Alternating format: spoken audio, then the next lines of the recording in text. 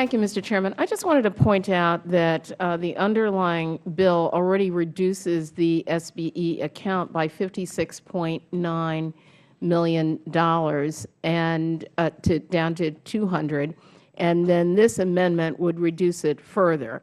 I also would like to have entered it into the record, and I will talk about this later when my amendment is offered, but in today's Washington Post, David J. Skorton, who is the president of Cornell University, writes about this bill. And although he points out to a couple of things that are actually good about the legislation, he points out two particular flaws. I want to talk about one of them now. And one of the flaws that he points to is the denigration of the social science research account. And what he says, as somebody who both understands science and medical science, is that, and I want to quote this from his article in today's Washington Post. He says, "But isn't it reasonable to emphasize hard science funding at the expense of the softer social sciences and humanities?" And then he says, "Absolutely not. A life in medicine and science has taught me that our most difficult challenges may require scientific expertise, but will not be solved by science alone." He goes on to say that, for example, in today, quote, "social media are changing how we communicate and interact on the most basic levels, with foes as well as friends. Understanding the psychology behind these phenomena and interactions will be crucial to our nation's economic leadership and security." And I think that it's important for us to point out here today that while it is true, as my colleague from Illinois has said, that you can point to any number of grants or ideas that you may not have supported, that the process itself allows for the consideration of social science research that has a tremendous impact on the nation's economic and national security. And that is what underlies this account. And we will do great damage to it, one, by accepting the cuts already in the underlying bill. But by further accepting the amendment, which I do strongly oppose, we will do even greater damage to understanding the components of the hard science that we need, coupled with our understanding of behavioral and other social sciences that impact all of our behaviors. It's, as President Skorton has pointed out, it is the link between those two things that will make the difference between us being able to be competitive in the 21st century or to fall behind our allies. And with that, I would yield and urge my colleagues to oppose the amendment. Thank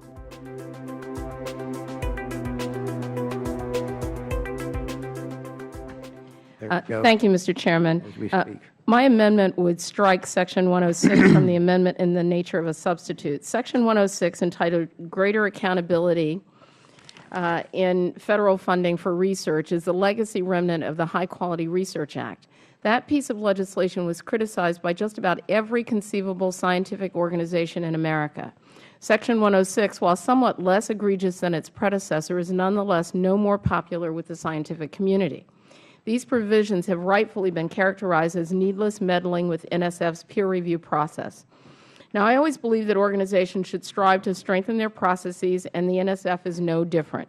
But let's be clear, the National Science Foundation's merit review process is the international gold standard in evaluating and awarding grants. For over half a century, their merit review process has led to countless innovations and discoveries that have made our country the economic and intellectual powerhouse that it is. There's an old saying that if it ain't broke, don't fix it. I think that applies here. Even more problematic is that these changes are not recommendations from the national academies, they are not in response to suggestions from the research community, and they are not coming from high-tech industry. These changes were thought up by politicians on the other side of the aisle. When the High Quality Research Act was conceived of last year, a bipartisan collection of former heads of NSF and the National Science Board wrote a strongly worded letter in opposition. That should have been a pretty strong signal that the committee was on the wrong track. But nonetheless, here we are today debating the same type of misguided policy. This really is a case of the majority lending a deaf ear to the nation's top experts in scientific research. And that brings me back to the Washington Post article that I referred to earlier, which I would like to have entered into the record, if there is no objection. Mr. Chairman? Sorry? I'd like to have the Washington Post. Without objection. Thank you. So that leads me to this article, again by the president of Cornell University, David Skorton, because the second thing, in addition to slamming the two issues that mar the first act, one being the gutting of social science research, but he also says that the next troubling thing is what we're doing to the peer review process and meddling with the NSF. In fact, he says that the more troubling problem with the first act, quote, is the addition of potential political filter to the peer review system. As our leaders promote transparency and economic efficiency in federally funded research, Mr. Skorton goes on, I respectfully submit that when they mark up this bill, that is today, they make a concerted effort to ensure that both science-oriented research and social, behavioral, and economic research receive the support they deserve.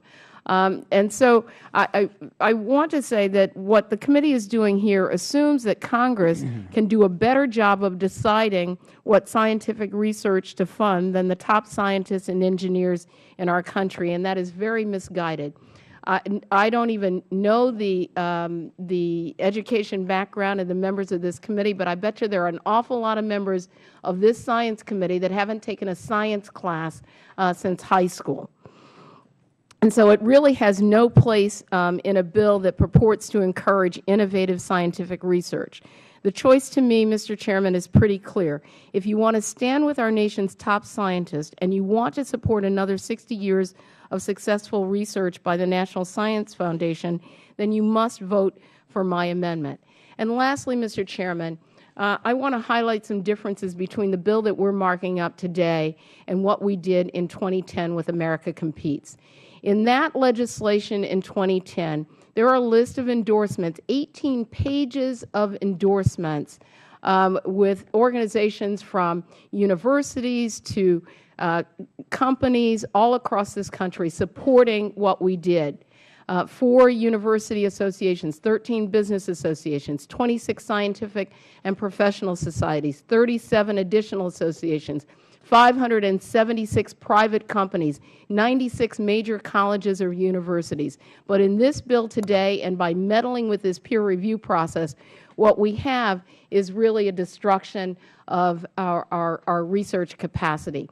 Mr. Chairman, I want to enter this list from 2010 into the record, and I would urge you, if you have a list of endorsements supporting this bill in its entirety, then I dare say that as the Chairman, you should stack that up against the 18 pages of endorsements that we have from businesses and institutions across this country that supported the America Competes Act in 2010, and they are not on the list today. And with that, I yield. Okay.